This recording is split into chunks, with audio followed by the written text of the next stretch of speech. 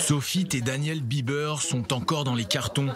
Les jeunes parents viennent en effet de recevoir les clés de leur nouvelle maison. Ils sont même les tout premiers à s'installer ici, à Ramat Trump. Cette fameuse localité nommée en l'honneur du président américain.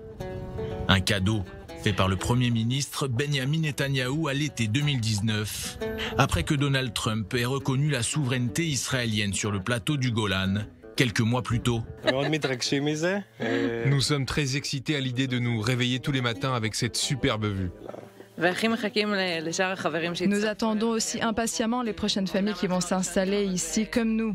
Nous sommes peut-être les premiers, mais le plus important, c'est que nous allons faire de cet endroit une super communauté. Mais avant de pouvoir construire leur propre maison, Sophie et Daniel vont vivre dans ce préfabriqué pour la modique somme de 250 € par mois. Un prix dérisoire censé attirer de nombreuses familles dans un futur proche. Le conseil régional du Golan propose même à ces dernières de devenir propriétaires d'un terrain sans la moindre contrepartie. Seule la construction de la maison serait à la charge de ces acquéreurs.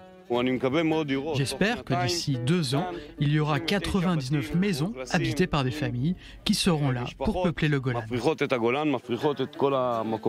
L'objectif du président de la région est clair, doubler la population du Golan ces prochaines années et faire de Ramat Trump la vitrine de ce projet. Le plateau du Golan n'a jamais attiré les foules jusqu'à aujourd'hui. Seulement 30 000 Israéliens y vivent, ainsi que 20 000 Druzes. Cette région stratégique a été conquise par Israël sur la Syrie au cours de la guerre des 6 jours en 1967, puis celle de Kippour en 1973. Nous avons planté les premiers arbres peu avant l'été 92. Avant cela, il n'y avait rien ici. Absolument rien. Vladimir est un vrai pionnier. Il est arrivé en Israël depuis la Russie dans les années 70. Et puis il s'est installé sur ces terres en 1991 avec d'autres nouveaux immigrants pour y établir une localité qui porterait le nom de Bruchim, bienvenue en hébreu. Un projet qui n'a pas vu le jour selon lui par manque de soutien.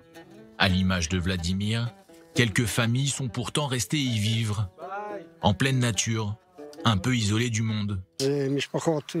Toutes les familles qui devraient s'installer ici vont être jeunes, avec un statut socio-économique élevé. Et c'est très bien pour nous. Jusqu'à aujourd'hui, près de 5 millions d'euros ont été investis pour transformer Bruchim en Ramat Trump. Un projet qui va coûter à terme aux contribuables israéliens près de 25 millions d'euros, soit 100 millions de shekels.